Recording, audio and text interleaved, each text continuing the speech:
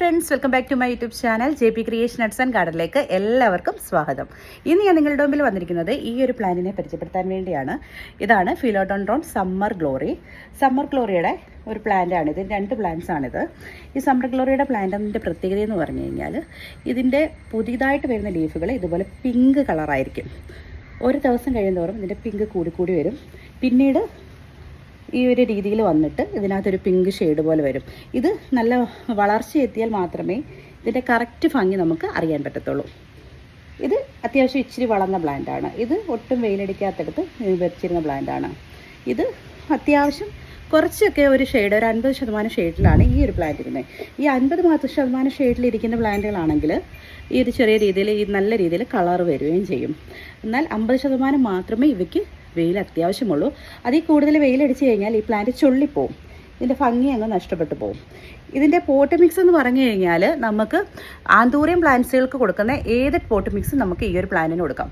Anthurium പ്ലാന്റ്സിന് നമ്മൾ കൊടുക്കുന്ന cocoa chips, അതുപോലെ തന്നെ കൊക്കോ പീറ്റ്, പിന്നെ പെർലൈറ്റ്, ചാണകപ്പൊടി, മണ്ണ്, ഇവയെല്ലാം നമുക്ക് ഈ ഒരു പോട്ട് മിക്സ് ആയിട്ട് ഇവയ്ക്ക് കൊടുക്കാം.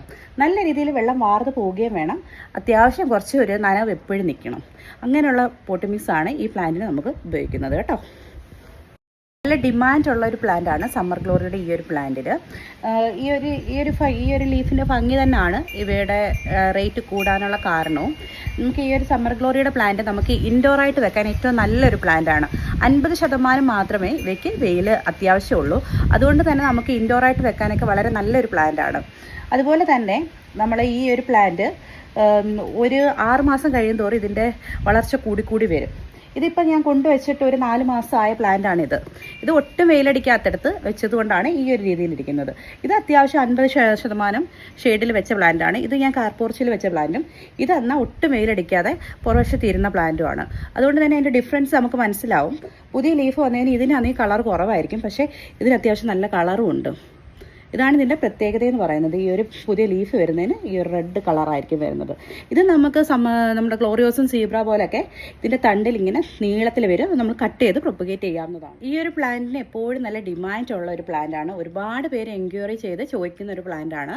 ഇതിന് മാർക്കറ്റിൽ നമുക്ക് നേരത്തെയൊക്കെ 800-ന് മേലോട്ട് റേറ്റ് ഉള്ള ഒരു പ്ലാന്റ് ആയിരുന്നു. ഇപ്പം 500 ഒക്കെ ഉള്ള റേറ്റ്. 500, 450 ഇതിന് റേറ്റ് വരുന്നത്.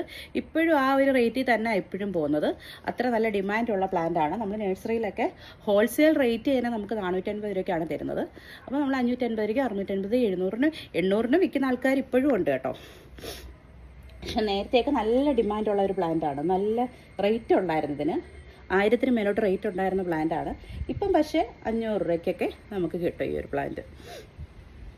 വളരെ നല്ല ഭംഗിയുള്ള പ്ലാന്റാണ് കേട്ടോ. നമുക്ക് ഇൻഡോറായിട്ട് വളർത്തുമ്പോൾ നല്ല വലിപ്പത്തിൽ വളർന്നു വരികയും ചെയ്യും. ഒരു നല്ലൊരു ഗ്രീനറി ആഗ്രഹിക്കുന്നവർക്ക് കൊണ്ടുവരാൻ പറ്റിയ നല്ലൊരു പ്ലാന്റാണിത്, സമ്മർ ഗ്ലോറി. എല്ലാവർക്കും എൻ്റെ ഈ വീഡിയോ ഇഷ്ടമായി ലൈക്കും ഷെയറും സബ്സ്ക്രൈബും ചെയ്യാൻ മറക്കരുത്. സബ്സ്ക്രൈബ് ചെയ്യാതെ ഒരുപാട് പേര് നമ്മുടെ ചാനൽ കാണുന്നുണ്ട്. അവരെല്ലാവരും ഒന്ന് സബ്സ്ക്രൈബ് ചെയ്ത് എന്നെ ഒന്ന് സപ്പോർട്ട് ചെയ്തേക്കണം. ഇതുപോലുള്ള ഒരുപാട് പ്ലാന്റുകളുടെ വെറൈറ്റി പ്ലാന്റ്സുകളുടെ വീഡിയോസുമായിട്ട് നമ്മൾ ഇനിയും വരുന്നതായിരിക്കും. അപ്പം അടുത്ത വീഡിയോയുമായി കാണുവരെ ബൈ ബൈ.